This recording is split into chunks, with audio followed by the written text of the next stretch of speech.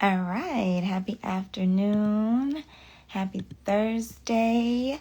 Happy another day to be alive day. I'm so grateful that I'm here with breath in my lungs. And I'm grateful that we're going to be chatting today with an amazing founder who's also in hair care, CPG. She's such an amazing person just in general. She's a mom and wife, a creative. We're going to talk about her founder journey. We're going to talk about hair care. We're going to talk about embracing your natural texture and the special needs of natural hair for moisture retention and holding that length, that beautiful length. We have a lot to talk about. Entrepreneurship is not easy. And so it is so important that we support each other, we lift each other up, and we share our stories because right now there's been, and we already know this, there's been an attack on Black women-owned businesses, and that is meant to deter, that is meant to dampen, that is meant to make people forget our contributions, which will not happen. And so I think just being, early stage entrepreneurs in our state, in our local communities as well, we need to support and lift up each other's stories. So I'm excited today. We're going to be talking to Ameka Coleman. She is an amazing founder out of Mississippi, I believe, but we're going to learn even more. And so right now, you're going to see me look down a few times. I'm just sharing our live with some of our friends to see who's available today, who might want to check in with us and join. But I'm going to go ahead and bring Ameka in here. Hey, girl, I see you. Thank you, thank you, thank you. I'm going through my contacts right now. Okay, so I can do 50 at a time. All right, so let's...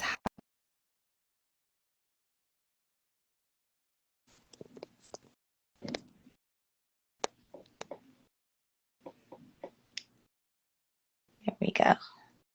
Okay, it should... There it is. Awesome. Hey, Hey, how are can you? you hear me? Yes, I can hear you Okay. perfectly. How are you today? I, I am doing well. How are you? Happy Yes. Thursday. Happy Thursday, girl. We made it almost through another week. I've been doing really good. I'm actually, if you see me looking down, I am just sharing our live with friends. Okay. So I Oh, won't I be, say I see share video. So how yeah, can I share this to my stories or do you have to, I because don't it, know. yeah. I know. I am just the way I did it was I just clicked the little share button and it sends me to, I guess, like recent contacts that I've Oh, shared, I see. Yeah. and it lets me do like 50 at a time. So I'm just sending them, and then, hey, what's up, Tiffany? How's it going, girl? Hey, Tiffany. All right. So yeah, so we're enjoying our lunch breaks together, y'all. So I hope y'all have some time to Chick join in. What's and up? What's vegan. I up? always love that Yes. handle when it comes to Yes. So we have time. We have a little time. Please tell us all about you, your start, your inspiration for Strands of Faith, and then we'll get into all the rest. Oh, okay. That's always a loaded question. I'm like, where do I start? Okay, so a little bit about me. So I'm Ameka Coleman. I'm the founder and CEO of Strands of Faith, and we are a purpose-driven beauty brand. We manufacture premium, non-toxic products to bring joy Yeah. to textured hair Yeah. while elevating your faith within. Yeah. That's who we are. I love that. Your background, and I think when I was prepping for today, I was like, man, what an inspiring story. She has things that you have overcome and have used as like even more fuel to continue building your company. And you've done an amazing Thank job. Can you share you so with us much. like some of those early hurdles in just in life in general that you overcame? And I mean, y'all got to check out the website. Y'all can learn the detail, but can you share some of those and like what really, now that you've been a founder for a while, what piece of those experiences do you feel has really strengthened you and prepared you for what this was going to be? Woo, girl. So when I go back, it's so funny because now looking back in hindsight and seeing how everything came full circle, I don't know if you know the struggle of like my mental health struggles and how I struggled with low confidence, low self-esteem. I struggled with my worth and all of those A things. little bit, but share as if we know Yeah. nothing. Okay. So yeah.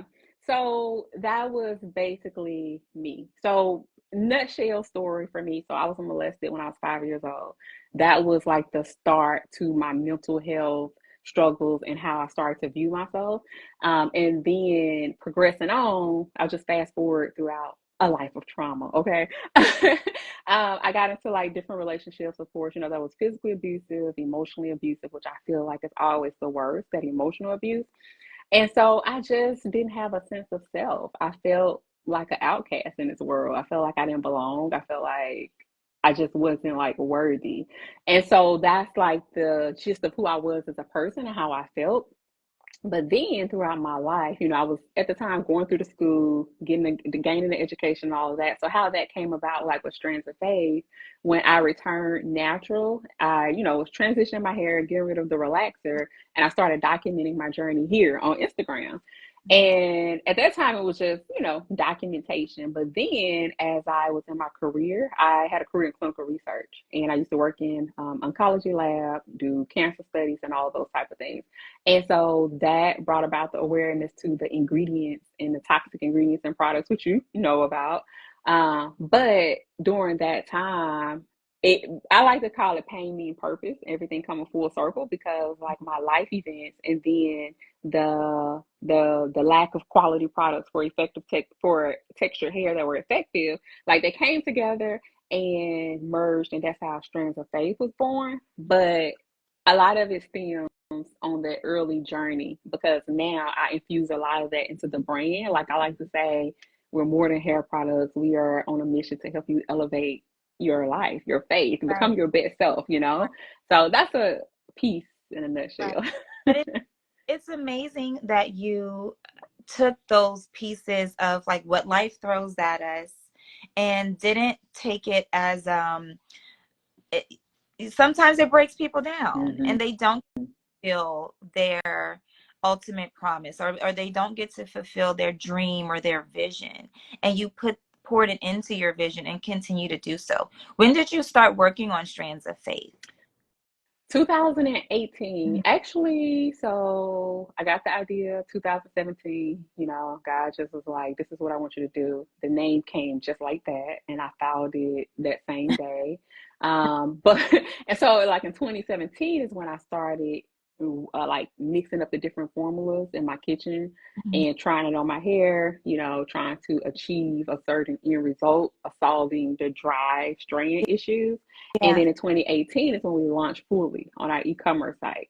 And so now we're going into February will be 7 years, which I can't believe. It's yeah. crazy because this journey. And the statistics show like most businesses fell within the first year, and a majority of others fell within the first three. So it definitely is an accomplishment to pat yourself on the back. Like we're just making 4 years this year, and I still am like, I don't know how, because I feel like I'm just getting started. You know what I mean? Like, Yeah. so when you were doing your oncology research, which is also tremendous, like what? Um, learning about nanoparticles and things like that. How did that play a role in your formulation strategy for Strands of Faith? And what's been the benefit of that for natural hair? Yeah. So actually, so I'll take you back to I was doing a 1 year prep program at the University of North Texas Health Science Center. And at the time, I came from Mississippi to that program. So I was in Texas. It was a cultural shock because Mississippi, you got black and white people for the most part, but in Texas, it was a melting pot of like all different types of peoples. And Yeah. so I was exposed to so much more, even from an education standpoint. Mhm. And so when I did that program, the whole goal was to kind of prepare you for a career in like the sciences on the doctoral level. And so I did 1 year in the research oncology where my project was preparing a nano particle delivery system, which goal was to target and kill cancer cells and bypass the healthy cells. And so when I was in the lab, I didn't know what the heck I was doing, okay? At that time, That's so I was just trial and error doing the experiment. And so I would go to the lab 2 or 3 in the morning and, checking on the process and everything. And so during that time, it taught me the mindset of experimental, experimenting with different things. It taught me formulations. And at that time, I had zero idea that I would one day start a company, zero desire to even start a company. This was like 10 years preceding me starting Strands of Faith. And so that's why I always like to say things come full circle in that instance. It was like God was preparing me, yeah, for what was to come. know it in the moment And times. yeah, you don't know it in the moment. And then, so that piece, after I did that, I had the opportunity to step into my career. And I knew that I liked lab research, but I wanted to add a people piece to it. And so that's where the clinical research management piece came, where I went to the hospitals, then I was consenting patients to be in clinical research trials.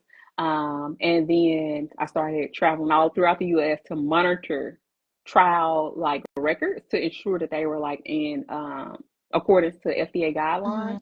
And so I learned a lot throughout that process. And it's so funny because I was telling somebody the other day, again, I feel like my life is such a Yeah, full circle moment yeah, because now you're aware with MOCRA and how now girl, guidelines are trying to finally regulate, right. the cosmetic industry. And having that background in clinical research, it feels like deja vu because I'm like, wow, this is it's transitioning across. So now even AEs reporting adverse events, serious adverse events, having that timeline, that's the same exact thing that I was doing here, And so it just all came together, and that experience prepared me and led me to know how to manufacture, how to prepare ingredients Yeah, for certain outcomes, and it just meshed together. yeah. Think though, like and what you said is so true. It's like you never really know what you're being prepared for sometimes until the puzzle pieces start coming together and you realize, Yes, had I not gone through that, or had I not learned that, or had I not met that person, then this wouldn't have happened or that wouldn't have happened.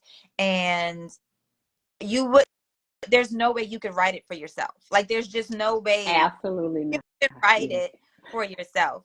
One of the things I love about Strands of Faith is that you're very clear about your message of wanting to empower people, walking by faith, truly being aware of, but also a- action oriented behind mental health and Mm-hmm. self-love and that knowledge. Your blog is robust of knowledge of tips and tricks for people, and all of that is for people to feel more confident in their Yeah. walk and in Mm-hmm. themselves, because that Mm-hmm. natural hair transition journey is a journey. Yes. And I know so many people have shared either they've done the big chop and just cut all off and started fresh, or they do Mm-hmm. braids for years until it grows out. Right. What was your method? I'm just asking, and then we'll come back to my other question. Okay. My method for transition. So the very first time I went natural was in 2006. And I always like to say back then was kind of taboo. It wasn't the thing. So people were looking at you upside your head, like, what's going on with her? Like midlife crisis at such a young age, Because I transitioned for about 10 months and then I cut my hair, but it was probably about a half an inch, probably not even a half an inch. It was really low, like a boy cut, a Mhm. little bit longer than a boy cut. But at that time, I just remember wanting change, wanting to step into who I really was. Because when we relax, like, you know how when people cut their hair and they sound like you cut your hair, you're You about to change your life. person. Right. But that one, I felt like you stop relaxing, you about to change your life because that's all we knew. That was our identity. And so stepping into something new and seeing my texture for the first time, it was so freeing. It was so liberating. I remember trying to recruit everybody Yeah, to, yeah. to return natural Friends during that time. who were recruiters. Yeah, I was a recruiter. Yeah. And so it was just the freedom and the control behind it. But I was natural for 3 years. And then I went back and got a relaxer in 2009. Really? Why? I don't know. But I did it because I wanted to see, my hair was long now. It was the healthiest it had ever been. And so I was like, I want to see how I look long and straight. And Mm, so don't you know, I got that relaxer. When I was sitting in the chair, I made the decision to go back and return natural again. That was, Kidding. and I started transitioning all over again, and ever since it's been the same. So, That's so funny. My story, y'all, is the opposite. I'm not gonna lie. I have tried to go natural. I would say 10 at 10 times, like times. at the minimum. And I'll get up to like 5, 6 months, and I'm just like, I can't do it. I can't do it. Yeah. I can't do it. This time I tried because I had braids. So I was putting my braids in. So I was like, okay, I'll just do braids, braids, braids, braids. But I think what's gonna make me really get over the hump is when I have a family. Like when I have kids. Yeah. I feel like that might be the catalyst for me to try to get over that hump. Because even my beautician, like she laughs at me all the time because I'm like, I'm back again. Like, I tried again. Yeah. And this has Because been it's a journey. literally years. Yes. Yeah. Yeah. But you such a fan base. I mean, her reviews, you guys are amazing. You can see for yourself. And I love that you focus on the moisture retention, which is very difficult for, especially my hair texture is very similar to yours, if not the same. And it is very that's part of my getting over the hump. It's like trying to keep it moisturized and because it either way you're going to have to maintain the health of your Yeah. hair. Natural, just because you're natural, is not going to be healthy if it's dry and breaking. Exactly. And like, so we'll get into that, but I want to hop back real quick before I forget. When we talk about the faith element, because I feel like it's such a core piece of your story, but also I think the connective thread for your customer base. Like they really subscribe, you know. Yes. Why was that such an important piece for you to bring into your business? Because sometimes people separate their, even if it's not religious faith, they just separate their belief system sometimes from their, they're like, no, no, no, I don't need to be, you know, I'm not the face, I'm not the value, like. But find that especially since 2020, maybe in the group of entrepreneurs that have kind of grown from that time, a lot of us are forward facing. A lot of us are like, this is what I stand for, this is what I do not. Right. That always important for you from the very beginning? Yes. That's a really great question. Because yeah, I'll get to that point. But yeah, so from the beginning, so like when I, like I said, when God gave me the idea, Strands of Faith, it was just, oh, deep in my soul. I wish I could put it into words where I knew that that was like my life's purpose, part of my life's purpose.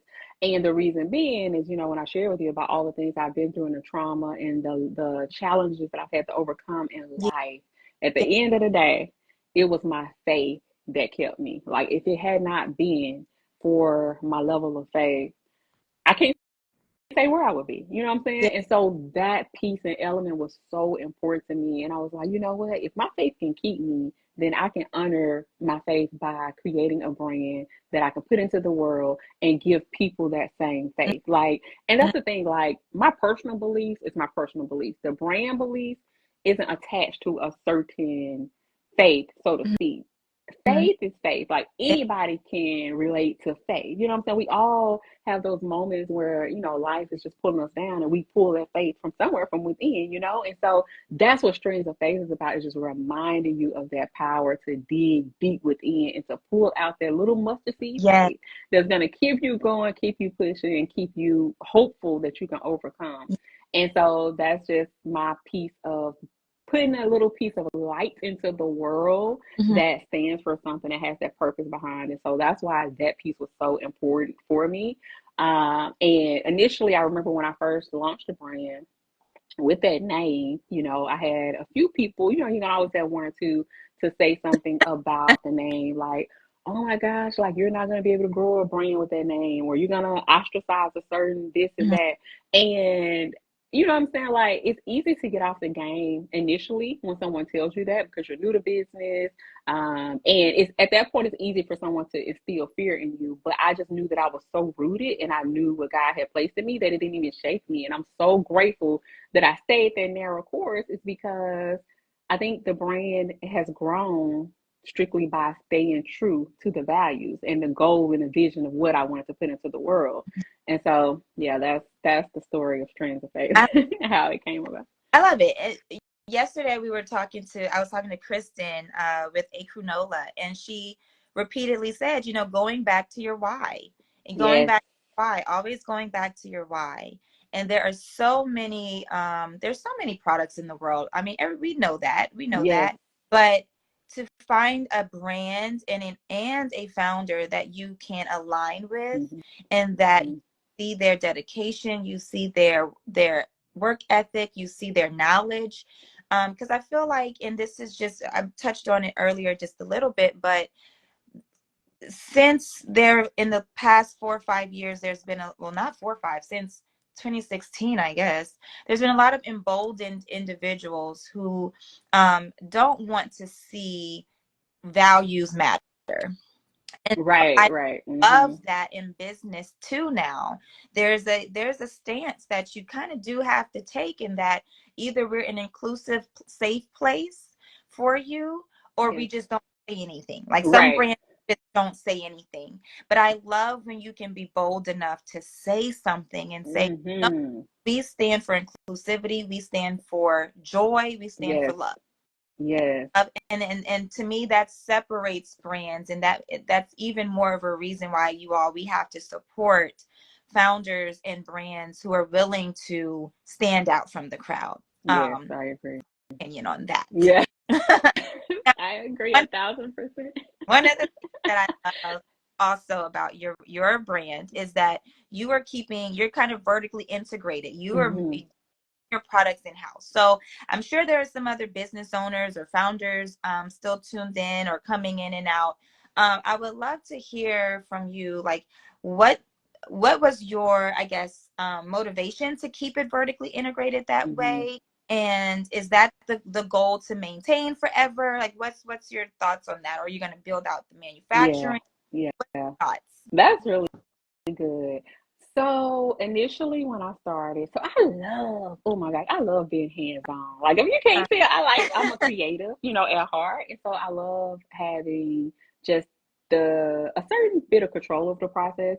And so for me, it was important, when I was manufacturing formulas and stuff. If going to the lab and contract, that's first of all, very expensive process, right? And as a bootstrap brand and self-funded, you have to be resourceful as well. And so that's kind of how I initially started to tap into my skills and experience to formulate myself. Because a piece of it was because I had to, because I didn't have that capital to Yeah, do all of that.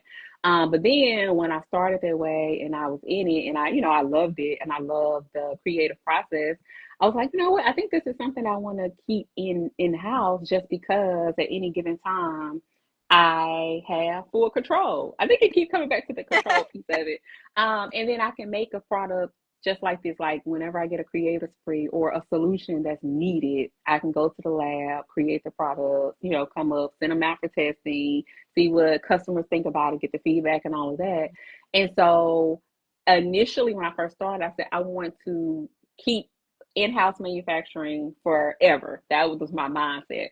But now that as we've grown, and I'm having to face, okay, what do I see as long term? Like, is it in big box retail? Is it here? Like, what does all these things look like? And so now I'm to the point to where I think I want to keep manufacturing as a piece forever because I love that piece of it.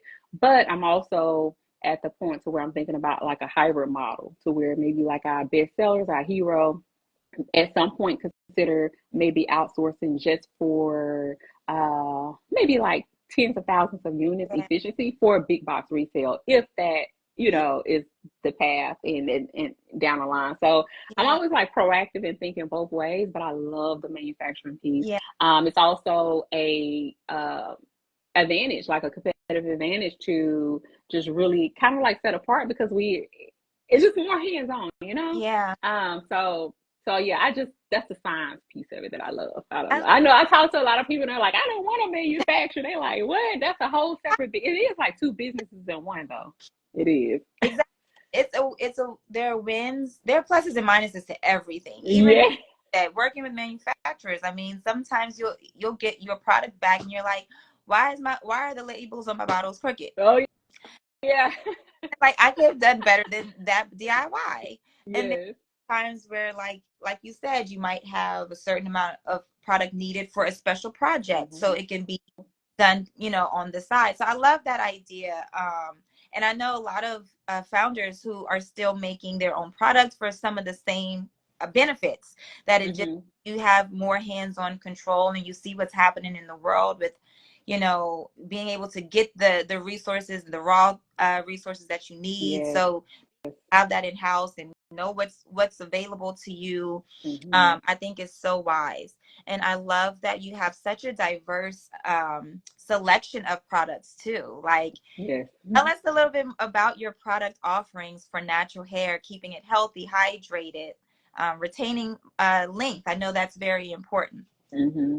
Yeah. So our initial product line, we started off with 6 products, which was our Holy Grail collection, strictly based on moisture retention, length retention, and as you know, our hair, like you said, it's harder to maintain moisture for like a certain period of time, and so having moisturizing products just help to prevent that breakage. A lot of people think their hair is not growing, but it's not that it's not growing, it's just remaining stagnant because it's breaking at the same time that it's growing. So it's making it like it's appearing the same. And so our products are very heavy on moisture retention. And so so for our twisting butter, for example, with somebody with very coarse strands or very hard to moisturize, that butter is more filled with organic oils and butters to help that. But that may be too heavy for someone who has fine strands. And so then for fine strands, we have our leave-in conditioner, which is still moisturizing, but it's a little bit more lightweight. So that was our initial collection. And then the second piece of that, our divine apricot fenugreek type of Mm, collection, our shape 4-in-1 sounds styler. That's good. yeah, yeah. Our shape styler, it's a 4-in-1 product. So it's a leave-in conditioner, moisturizer, oil, and styler, like all in one. Nice.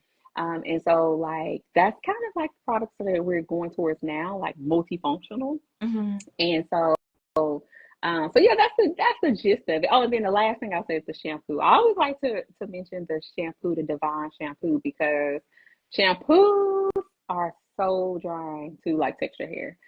Especially like when I have sulfates and things like that. So our shampoo is sulfate free. It's gentle, cleanses, and detangles at the same time. So I love our products, but I'm biased, if you can't tell. See, I don't want to say never, ever, ever, but I like, for me, the idea of doing styling products, I've asked our customers, like, what do y'all want to see from us next, You right? said styling? Styling. Like, I don't Okay. go there. Yeah, yeah. Kudos to you. But I asked them what they want to see next, and they want, certain scalp friendly, eczema friendly styling products. So I'm like, okay, maybe like one or two Yeah. little things, but I will be coming to you because I I know, like, it is such a unique listen, like we said earlier, there's so many products out there, but her specialty, not only from her unique, what the Wait, they what is that? Okay, come through with no, the fireworks. no, not, but her unique experience, your background in what would you call that, the science, because it's not just science, like what that research background, the nanotechnology, like what do you call that technology? Yeah, so I just call The and this is funny nanoparticle. because oh well, the nanoparticle piece of it is just it's just a specific research kind of like Okay. process. It's not like it's like a process that could be used with multiple things. So it's not like um what's the word? Kind of like a formulation process, Okay, basically. gotcha. Yeah, that Okay, piece of it. so that Yeah. experience, your character and who you are, I feel like y'all please support and continue to support Strands of Faith. You are in multiple salons as well. Are you looking for additional salons to be in? Yeah, so we're actually looking for more salons, beauty supply stores. We are also in hospitals, which Hmm. so happy about that because they realize that, their texture hair patient population lacking quality moisturizing products. And so they've partnered with us. And so our products are in some hospitals. But yeah, salons, beauty supply stores, we want to just really expand and get the brand out there more, let people know what's available because it's so funny. Like, and I'm pretty sure you know this as well. Even after almost 7 years, there's still people who don't hear about your brand. And then when somebody mentions, it's like, oh, I've never heard of them. And even with all the advertising and the marketing, like unless you have like a extensive unlimited budget, you can't reach Right. everybody. And so, yeah, so word of mouth has been very helpful for us, throughout the years as well. So, That's great. And congratulations too on the growth. Our jobs as founders, as we know, is you do not run out of money. yeah. Like, don't run out of money. Anyone who owns a business, y'all know. Yes, that's it. So we're constantly looking for grants. We're looking for pitch competitions. We're looking for investors. We're looking for a mix of capital infusion. We're looking for sales, like she said, Mm-hmm. salons, hospitals, and so forth. What in terms of like, because you've won grants, you've won pitch competitions, all of the above, right? Mm-hmm. Are you looking for more? And what are you looking for investors? Is that a route you want to take, or because you've been bootstrapping this baby? So like, there it goes again. I don't know what I'm doing. Keep talking with my hands. Let me put my hands down. I love it. Are you looking for that as well on the founder business side? Yes. So I just want to hit on your point, what you just said about the cash, running out of cash. Like that point is so critical. And tell business owners all the time, or even when I'm explaining it to people, like businesses do not go out of business because they have bad products or because it's not selling or whatever the case may be. Business go out of business because they run out of cash, you Yeah. know? And it's one of those things to where it's like you already have the struggles of running a business, operations, marketing, advertising, trying to sell, but then you have to be over here fundraising in some aspect to keep the business going, to keep it pushing. And that's something I've learned like during the second half of my journey, because when I first started, I had the crazy mindset that I wanted to build a debt-free business. And Mm-hmm. not to say it's not possible, Yeah. but depending on your vision, how big you want to grow, at some point you have to have additional funding, capital, whatever. Right. And so for me, when it comes to investments, that's actually a conversation I've been having with myself. Like, where do I ultimately want to go with that? Because you hear the stories about the VC funding and then how they come in. It seems good in the initial stages, right? But then in the end, people end up getting voted out of companies or booted out, and it's no longer theirs. They may not have the equity ownership to the level that they need to make a meaningful difference. And for me, being a very purpose driven brand, this is why this brand exists. Like, I cannot see that piece getting away from me, Mm-hmm. because I would no longer be in fulfillment and alignment. And so when it comes to like investment, that's why I've been doing, like you said, the pitch Yeah. competitions, the grants, bringing in as much capital as I can to sustain the business myself and to grow it to the highest level I can myself. And then at that point, maybe the next best option could be maybe angel investment. But it has to be, when I tell you, so much of a pure alignment, like it just has to be like sent I, from God. Okay. I understand. um, Yep. Yeah. yeah. I've had experiences where I thought I wanted something from like an angel investor, and when it didn't work out, I would be devastated. Like, oh Mm-hmm. my God, what are we gonna do? Like, I got to get through the end of the year or whatever. And then I look back and I'm like, oh my God, thank you, God, for protecting me from those Yes. crazy. And then Yes. investors who not only, of course, they're doing due diligence on us, but we're doing due diligence in return. And I'm Mm-hmm. so grateful for them, because these are investors who I do feel aligned with. I do feel have our back. I do Mm-hmm. feel are not calling me every day asking me where their money Right. is. Like they know that it's a process over Yes. years, and Yes. they're willing to commit for years. That's amazing. But you're so right. We hear those stories. We hear those stories of people who took money from the wrong hands, and it doesn't work out well for them and their business. And so I think having that perspective of it has to be right, Yes. and it has to be in alignment, and Mm-hmm. that is so key. So you're Yes. kudos to you for all the wins. Your community for certain, local here and in Mississippi, supports you 1,000%, which is so beautiful to see. Thank Yeah, you. beautiful to see. So tell us what is, well, I have one more question, then we'll get to Mm-hmm. where we can support and follow and everything. What's been the highest high for you so far in these 7 years? What's been the highest high? The highest high, you know what? Just because it's so fresh, I have to go back to the good soil. The Really? good soil first. Congratulations. Yeah, Thank you. yeah. That was the highest high because, oh, girl, listen, when I just sit in it and I just go back to who I was and the growth that I've had in such a short amount of time, I just want to break out in a Yeah. praise because to be on that stage and speaking in front of people, you cannot know how terrified I used to be to speak in front of people. Like, my story with my eyes. I was born with the eye condition where, one of my eyes would be straight and one would go out. And so that hindered me a lot in communication skills and speaking to people and expressing my thoughts and desires and using my voice growing up. And so I got that surgery at the age of 26. And then I like to say at age 26, I feel like I was a 5 year old learning how to communicate, whereas most people had already learned throughout their life just because I was so mute and I kept everything in. And so learning at that point and then starting entrepreneurship, because entrepreneurship will grow you up quick. Okay. This is a spiritual journey every single day. Every single Please tell them. Please tell. day.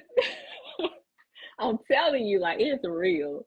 And so I realized early on and quick that just because you build a business, people say build a business and they're gonna come. That's not true. You build a business and you gotta make the people come. You have to give them a reason why they should come. You have to speak. And as the founder, that's your job. And so I had to get out of my shell and to become my biggest brand ambassador, my biggest advocate. And in the process, that's how I stumbled across pitching. you know? And I remember the very first time virtual pitch, I was scared out of my mind. I was like this, hello, my name is Ameka. This is my business. It was like horrible when I look back. But just getting out of my way the entire time has pushed me. It's like every single day I'm pushing and going to like a new level. And so to see myself on that stage and pitching my business at that moment and to win first place, that $200,000 prize, it was just like mind blowing. Had to be the highest of the highest because it wasn't even just the money, it was the growth that I had obtained over that time. Yeah. And yes, that was the highest of the high. We're high with you. I love that. Congratulations again. It's Thank definitely, you. I love when you spoke on the spiritual journey of it all. It's so true. It's a roller coaster ride. Mhm. Mel the chemist says that this resonates so deep, learning how to get out of my own way. And Yes. it's part of our journey. And I think we all have that lesson to learn along the way. It's Mhm. just a different for us depending on what it is we're dealing with. And Mhm. getting up in front of people and being vulnerable, and you don't know what's going through their heads, like, but you know that you have a job to do, and your job is not to worry about them. Yes. It is to story with authenticity and confidence, and you did it. Yes. Fun. Yes. Thank you. So congratulations. So yes, what's next for Strands of Faith? What's next? Any announcements you want to make or share? And then where can we follow? Where can we subscribe, purchase, all that good stuff? Yes. So Hey. what's next? I'm still honestly trying to get out of my own way. I feel like there's a growth that I haven't unlocked yet, and it's all because of me, which is why I'm actually, just FYI, I'm terrified of lies. Like this, Really? terrified. Like, This te- isn't well, you have inspired us all on this live today. So we couldn't sense any fear. If you felt any, we couldn't sense it. growth, Yeah, growth. yeah. Yeah. So I want to do more of this, but I want to do more of this on the brand side, like showing up, education, educating, letting people get to know me because I've shied so far from that. I've hid behind a brand and did things behind the scenes for the longest. So I want to come out to the forefront. And then also the We Bank. I'm semi-finalist moving forward for the We Bank pitch, so we'll see how that goes. And then you can find me, strandsoffaith.com, Strands of Faith on IG, TikTok, Facebook, everywhere, and then my personal page is Ameka Coleman. Perfect. Well, everybody, you're doing great. Amazing job. We don't know what you're talking about. Well, thank you. Yes, thank you so much, Ameka, for joining me today. This was a continuation of our self-care September. We were Yes, having conversations with founders, just checking in on each other, sharing our story yes, and providing more space and opportunity for us to get together and like just pat each other on the back. You yes, know what I'm saying? So, yes. shows, congratulations. We'll be following and sharing and purchasing Yeah, y'all. I just want to say, I just want to commend you because, first Oh, of all, the first time I met you, I reached out to you cold. I don't know if you remember. Yeah, I I reached feel out like to I've you known cold. you so long now. It's like whatever. I know you. Yeah, I emailed you. I think you had one of the Avino grant. And again, this was in my personal journey time where I was trying to step out of my shell. And I was like, let me shoot this shot and just reach out to her to see if she had any tips or pointers to offer. You so graciously poured into me. I Oh, just want to thank you so much for that because oh, that was the start to, the things that you see oh, now. And you just have such an amazing, beautiful spirit. Like watching you build your brand and just showing up in the way that you do, like the confidence that you have, like you showing up, it's it the gives work. other people like me. I see you're doing it too. You're doing it, and you're doing it so well. And so I just wanted to just tell you Thank you. Hi. I, that. I appreciate you. Well, y'all, I hope you feel inspired today. I know I feel inspired. I get very re-energized, when all of us connect and stuff. So I feel energized. I hope you all have a wonderful, wonderful day and Yes, weekend. And please hit us up. Thank you, Tanea. Y'all hit us up. We are here. We're here to support each other. So you're not alone. You're not in a vacuum. You've got plenty of founders around you with positive energy. So yes, else is going on, it's a distraction. We got you. We here. yes. I We got you. here. All right, y'all. Well, peace and love. Thank you, Ameka. And y'all stay tuned for the next one. Bye. Thank you. Bye.